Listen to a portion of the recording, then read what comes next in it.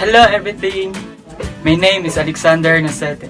My topic is all about the iOS 2. Before I proceed to my topic, I will discuss about the evolution of the iOS.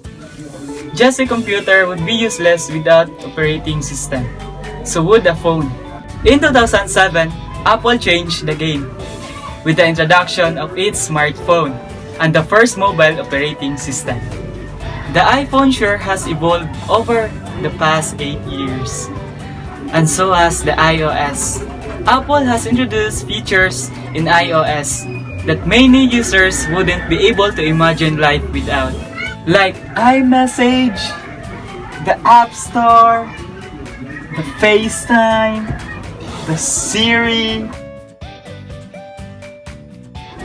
the iCloud, and the Apple Pay, and so on. First, what is the iOS means?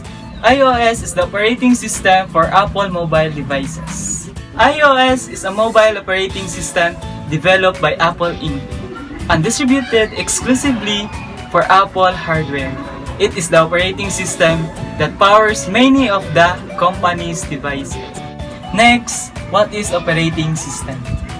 In the simplest term, an operating system is what lies between you and the physical device. It interprets the command of the software application, and it gives those apps access to features of the device, such as the multi-touch screen or the storage. So now, let's proceed to my topic, which is iOS 2.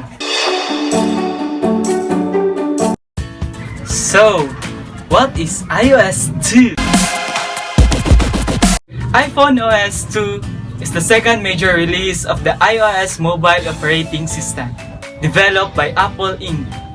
and being the successor to iPhone OS 1.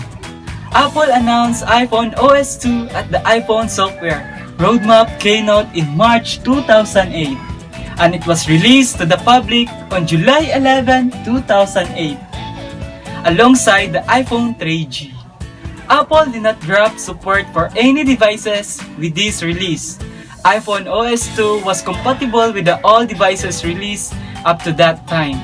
The release of iPhone OS 2.1.1 brought support for the iPod Touch. Second generation, iPhone OS 2.2.1 was the final version of iPhone OS 2. So now, let's proceed to the features of the iOS 2.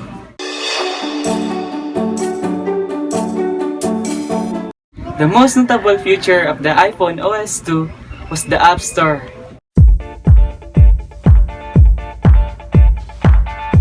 Before this feature was introduced, the only way to install custom application on the device was via jailbreaking. Jailbreaking means bypassing the restrictions Apple puts the operating system and taking full control of the device, which is strongly discouraged and unsupported by Apple. There were 500 applications available for download at the launch of the Apple Store, though this amount has grown dramatically since then. Now, the App Store has more than 2 million apps as of 2016. Second, the Mail. Mail app had makeover, having push emails that provide an always-on capability. It also supports Microsoft Office attachments, as well as iWork attachments. The third is Contacts.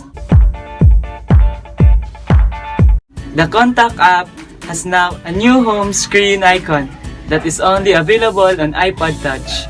Along with the release, it is the ability to search contacts without being scratched one by one, as well as SIM contacts import ability. Fourth one is Maps. New features were added to the Maps app in the iPhone OS 2.2 software update. Among the features added are the inclusion of Google Street View, direction to the public transit, and when walking, the ability to display the address of the drop fee. The fifth is the calculator.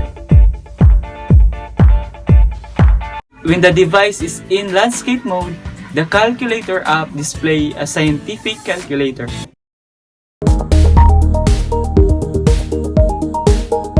Also, the app icon is updated. Lastly is the settings. The settings now had the ability to turn Wi-Fi back on while in the airplane mode, as well as the ability to turn on and off the location services with the app. Now, let's proceed to the iOS 2 update. Unfortunately, iOS 2.0 was not the most stable of releases. Many were experienced shorter battery life, the app crashes, and drop calls. All happening in the midst of the 2.0.1 and the 2.0.2 that had come in fairly short order. The 2.1 release in September of 2008 helped to mitigate those issues. It fixed a raft of bugs across the board on the OS and also added faster release sync with the iTunes. And now, this iOS version 2.0 has not been used anymore because new version of iOS has been already exists nowadays. According to Rene Ritchie and iMore, they said iPhone firmware 2.0 is a stunning achievement that really puts the iPhone on par with the Apple II and marked as one of the great revolution in modern technology. It takes it beyond simple phone plus iPad or even smartphone and makes it the leading contender for the next great shift in computing. However, they criticized for having stability issues and overall sluggishness. And lastly, Macworld said, the iPhone 2.0 software is full of the kind of refinements that you would expect from a second generation Apple product.